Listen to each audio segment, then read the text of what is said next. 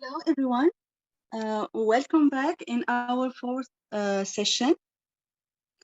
So today, after having a nice idea about machine learning with Mr. Ayub, we will have another presentation to diving deep into machine learning with Dr. Safa. So please, Safa, go ahead. And thank you very much for joining us today. Please start. You're welcome, thank you. So hello everyone, my name is Safa Hamreras and I'm happy to be joining you today as a speaker. So a quick introduction about myself. I hold a PhD degree in computer science. I graduated from University of Safa in Algeria, and I work as a postdoc researcher in AI and cybersecurity at the University of León in Spain. So my presentation is entitled Diving Deep into Machine Learning, and I try to cover the most important related topics, ranging from the most basic ones to some advanced techniques. So let's get started.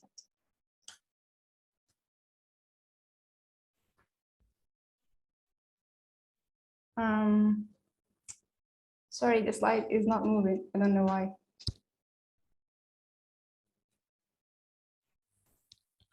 Try reshare your screen.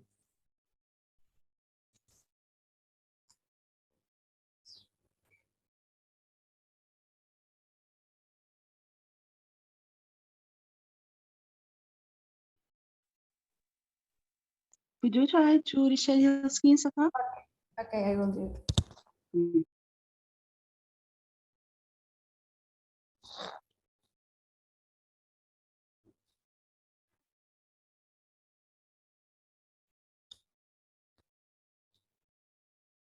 Okay, it's fine now.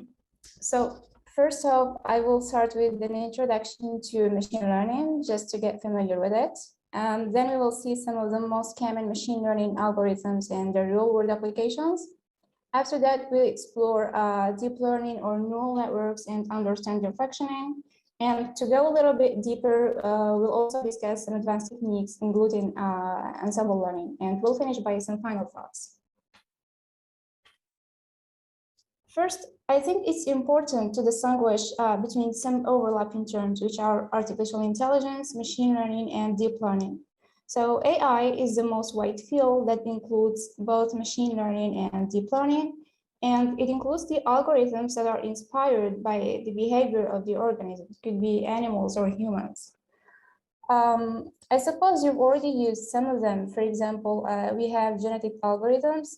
They are considered as heuristic methods, so we can use them when the search space of the solution is huge and it is not possible to evaluate all the solutions. So these algorithms mimic some operations such as natural selection and mutation in order to create a subset of better solutions at each iteration. Until a specific condition is satisfied. Now, when speaking about machine learning, there are also AI algorithms, but the difference is that these algorithms learn from past data. So we don't need to specify the rules for an algorithm on how to figure out the solution. It will learn how to solve a specific problem based on the training data. And I will get back to this in a moment to better explain it. The last term is deep learning. So when speaking about deep learning, we mean neural networks or deep neural networks. And a neural network is considered deep if it has at least one hidden layer. So a neural network with an input layer, a hidden layer, and an output layer is a deep neural network. And these algorithms mimic the brain functioning in terms of the architecture and the way the information is propagated. And we'll also cover this in more details. Now, let's focus more on machine learning. So a common definition is that machine learning includes algorithms that are able to learn without being explicitly programmed. So instead, they learn from the training data. And learning or training is the process of improving the parameters of an algorithm to better perform a specific task. Okay, to better understand, I have made this graphic. So you can see on the left side, the traditional programming. So usually when you create an algorithm, you need to input your data and also create the program that includes the rules to follow and how to extract patterns from this data. And then you run your program on a computer, and then you can get your results or the outputs. For example, we want to count the number of vowels in a given sentence. So our data is going to be the input sentence and the list of vowels, and the program is like searching in the sentence. So if the current character is a vowel, then I'm going to increase a given variable that represents this number, and I will get the number of vowels as an output. So you can see that it is straightforward. On the other hand, the process is different for machine learning. So we need to input our data, that is the training data, and the answers for this data, they're called the labels. We also have a machine learning algorithm, but the thing is that we don't set the parameters for this algorithm. It is the algorithm itself that is going to optimize its parameters based on the training data and the answers that we provided. So we get as a result an algorithm with optimized parameters, and that is our function for our rules. We can use it later for prediction. Well, sometimes we don't even need to provide the answers or the labels. That is when we are doing what we call the unsupervised learning. So the input is only the training data without any answers provided, and we will also cover this later. Now that we've seen the difference between machine learning and traditional programming, all the things that we have already said about machine learning also apply to deep learning. So they also learn from the training data. But what is the difference between machine learning and deep learning? So when speaking about data, machine learning algorithms only learn from label data, which means that for each individual data sample, we must provide the label for this sample. For example, if my data sample is an image representing a car, then we have to tell the machine learning algorithm that this image represents a car. The other thing is that this data must be structured. So structured data is an organized data, and it has a well-defined structure. Think of data that is stored within a given data structure, for example, an array or a database. This data is easy to be manipulated. Well, when we speak about deep learning is more powerful in this regard. It can accept data of any format, even unstructured data. For example, we can pass an image directly to a deep learning algorithm without preprocessing it. Just to better understand this point, if I want to pass an image to a machine learning algorithm, then I first need to transform it to a structured data. For example, I can use a histogram to extract useful features and then store them in an array. For deep learning, I don't need to. I can pass the image as it is without any preprocessing, and the deep learning algorithm is able to manipulate this data.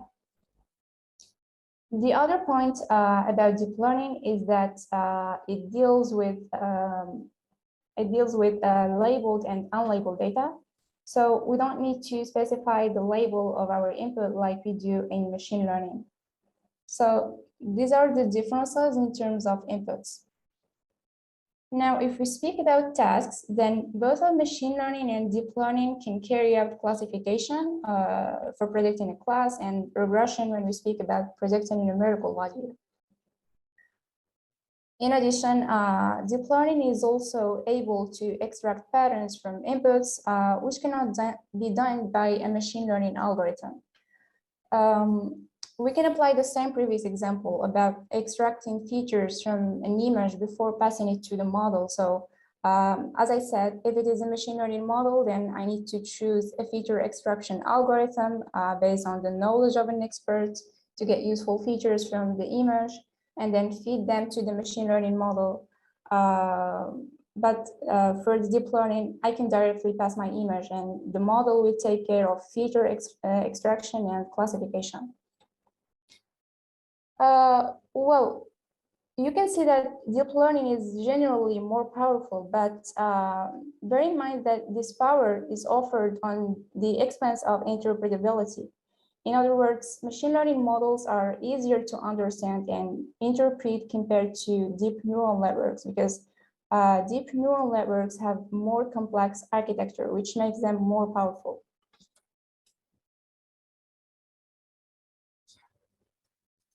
Based on data labeling, there exists two main learning modes in machine learning. So we have supervised and unsupervised learning. So you can see for the supervised learning, our training data samples are labeled.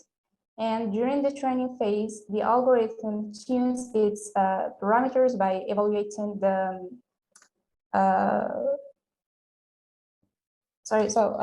by evaluating the difference between the predicted output and the true labels.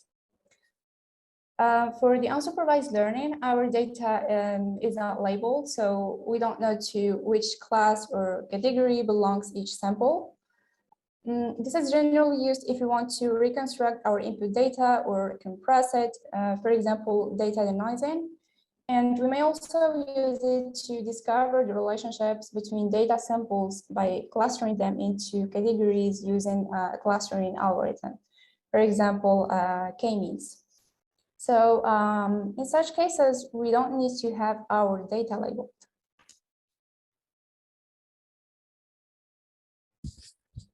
Okay, so there are two main tasks that could be carried out by a machine learning model. We have classification and regression. For the classification, we aim to predict the class of a given input. So these values belong to a discrete domain. For example, we want to know the disease based on an input X-ray image. And we can use the accuracy metric in this case to get an idea of the ratio of correct predictions. For regression, we aim to predict a numerical value. For example, we want to predict the age of someone based on speech analysis. So values here belong to a continuous domain, and the used metric is the loss. Namely, we use what we call the mean squared error. I'm going to explain it later. So it computes the overall difference between correct and predicted outputs. So we've already spoken about the parameters. We said that they are optimized during the training phase. Well, parameters are internal variables that determine the performance of the model, and they are learned during the training or the training phase from the training data. So during the training, the model keeps changing the values of its parameters until they are good enough to make good predictions. For example, we can speak about the weights in neural networks or coefficients in linear regression. The hyperparameters are variables that are set by the user. So they are not learned or set by the algorithm itself. And we have to specify those hyperparameters when we create our model. For example, think about the number of layers in a neural network or the number of neurons in each layer. So these hyperparameters can also be tuned, and we can change their values, train our model, and report the performance for each hyperparameter configuration, and select the best ones. Or select the best model, for example, the model that has the best accuracy. So it corresponds to the best hyperparameters. One other thing is that the values of parameters depend on the hyperparameters. So finding the best parameters is also back to setting the right hyperparameters.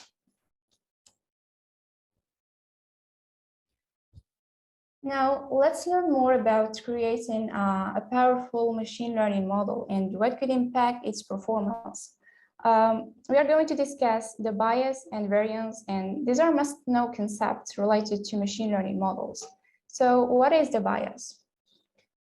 The bias could be defined as the model's inability to learn from the training data. So when this value is high, this means that the model has low training accuracy. In other words, it is underfitting, or we say an underfit model. However, a low bias reflects the model's ability to learn useful features from the training data.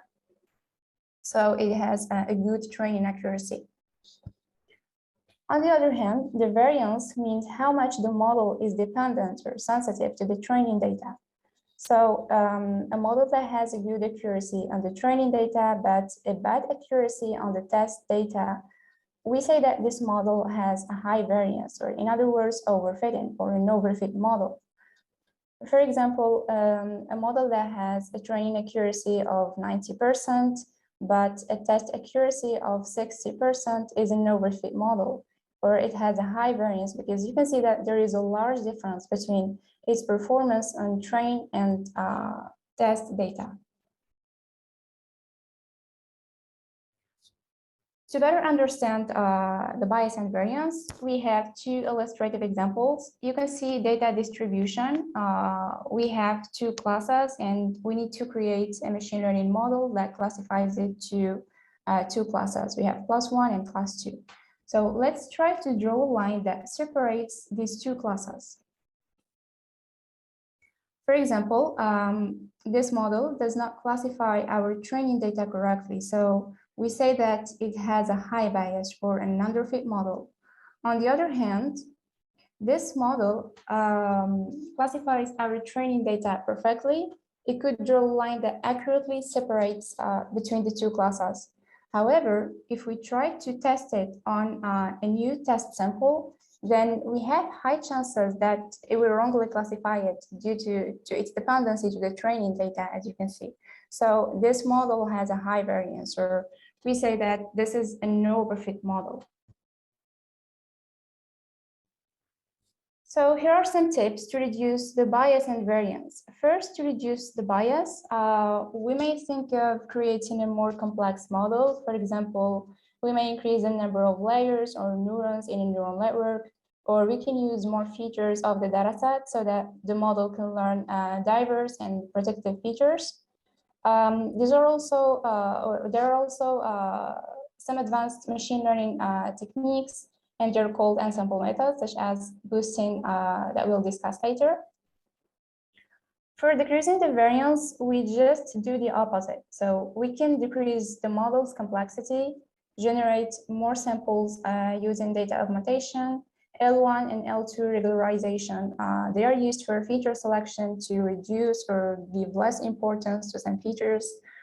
We can also use early stopping to stop training a neural network if the loss or accuracy is not improving. Otherwise, if we train our neural network for many iterations and more than enough, then we will start to extract features that are very specific to the training data set. So that's why early stopping is useful. So this is to avoid the overfitting phenomena. And there are also some ensemble learning techniques that may be useful in this regard. For example, we have vagging or boosting. Now we can speak about the bias and variance trade-off and why it is called a trade-off. The problem is that if we try to decrease the bias, then this may increase the variance, and vice versa. So when creating a machine learning model, we need to find a compromise between the two in order to have a good model on both training and testing datasets. So you can see from these curves that if our model has a high bias, we may think of increasing its complexity to decrease the bias. But if we increase its complexity more than enough, then this may increase the variance. So the model will not, or will be very sensitive to the training dataset, and it will not be able to generalize. And this means that it will not perform well on unseen data. So it's important to figure out a degree of complexity that reduces both the bias and variance. Now that we've covered the necessary concepts about machine learning, we can speak about the first step to build a machine learning model, which is dataset preparation. So after collecting our dataset, we need to randomly split it into two main partitions. We have the training data and testing data.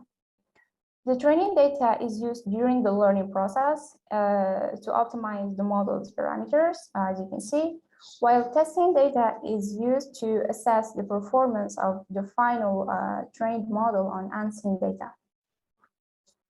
The training data itself could be split into two partitions. So we have the training data and validation data. And the training data is passed to the model to optimize its parameters, so the model learns from it. And the validation data is used to validate these parameters. In other words, after the model tunes its parameters using the training data, we want to make sure that the learned parameters are correct by evaluating our model on a data set that it was not trained on. And that is the validation set. So after training and validating our model, we can finally use the test data. And that is the data that the model has never seen. So we use our model to predict the output of this test data and calculate its performance, or its final performance. Now, there is a problem with this way of partitioning the data set. Well, here you can see that the model's performance is dependent to this given random split. We may have a large data set, but we are only training the model on that fixed partition that is dedicated for training and validating its parameters only for also the other fixed partition dedicated for the validation. And the issue is that it is possible that if we change the samples of training and validation, for example, by swapping them, we can get a different performance for the model. So it could be lower or higher. And this is because we change our training and validation samples. For example, for a given random split of training and validation, I can get an accuracy of 80%. For another different random split, I can get an accuracy of 75% for the same model. So you can see that the validation accuracy may vary as we vary the validation set. And this is because the model's performance may depend on the training and validation data. So one way to solve this is by using the full training dataset for both training and validation.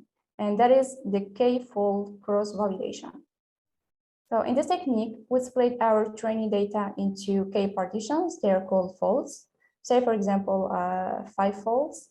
And what we do is that we use the first fold for validation and the 4 other folds for training. And then we create a new model, train it on the training folds, and validate it on the validation folds. And then we change our training and validation folds and again create a new instance of the same model, train it on the training folds in yellow and validate it on the second fold in green. And we keep creating a new model instance for each different validation fold. So you can see that this way, every sample is used for both training and validation. And this is different from the previous method where we have a fixed split for training and validation. Now, if we want to measure the performance of the model on the validation set, then it is the average of the model's performance for all the validation folds. So this way the results are more accurate because we are evaluating our model on the full available data or training data. So when training a model, for example, a neural network, we usually specify 2 metrics, the loss and the accuracy. And as you can see in the figures, the accuracy is supposed to be increased during the training, while the loss is supposed to be decreased. The accuracy of the model means the ratio of correct predictions. The loss takes into account the difference between correct and output predictions. So it better reflects the performance of the model. Well, to better understand this, check this classification example, where so the output vector is composed of 3 probabilities that represent each class. So if we suppose that the correct prediction is 1, 0, 0, you can see that the accuracy for prediction 1 and prediction 2 is the same. Both of them are higher than 0.5 for the correct class. So they are correct predictions, and this is why the accuracy is 1. But you can see that prediction 2 is more correct and closer to the correct output because we have 0.9 for the correct class. Well, the loss can detect that prediction 2 is better. You can see that the loss is lower for the second prediction because it computes the difference between the correct and predicted output.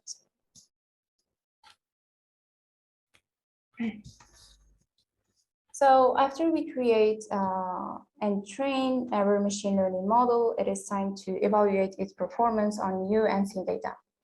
And there are several performance evaluation metrics that could be used depending on our needs.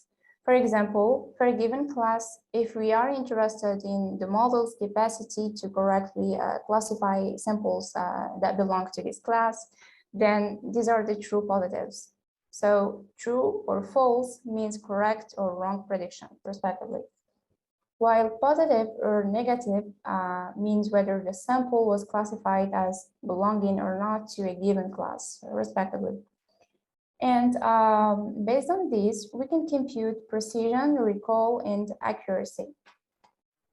Well, the loss is a bit different, as I explained previously, because it is based on the difference between the correct prediction and the output prediction.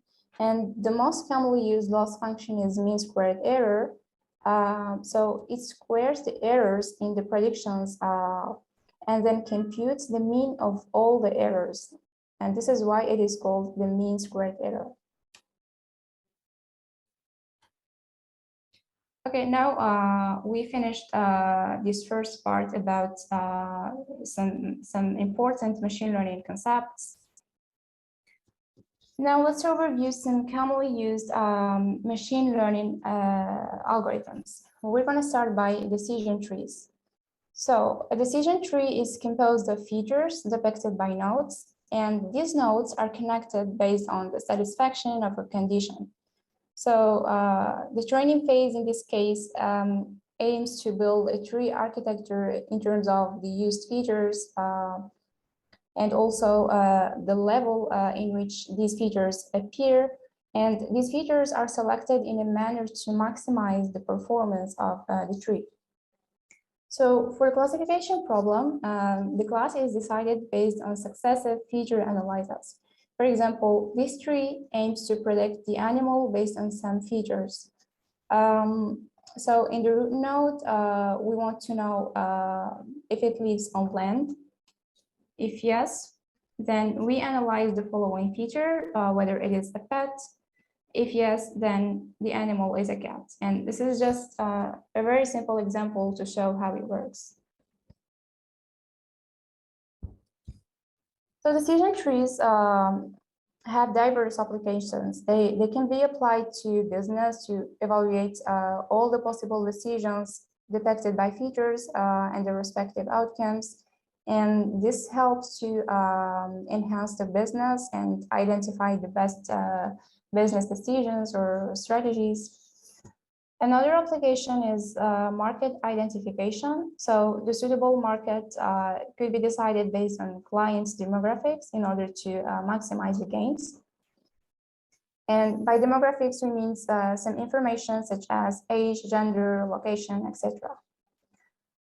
Decision trees can also be used in disease diagnosis to identify patients that are at higher risk to develop a certain disease based on some features.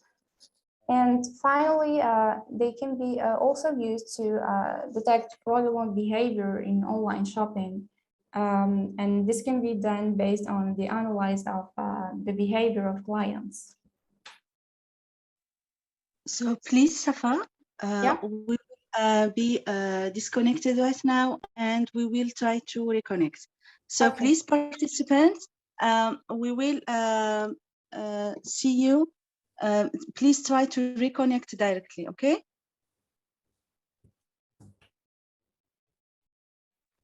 Okay, name.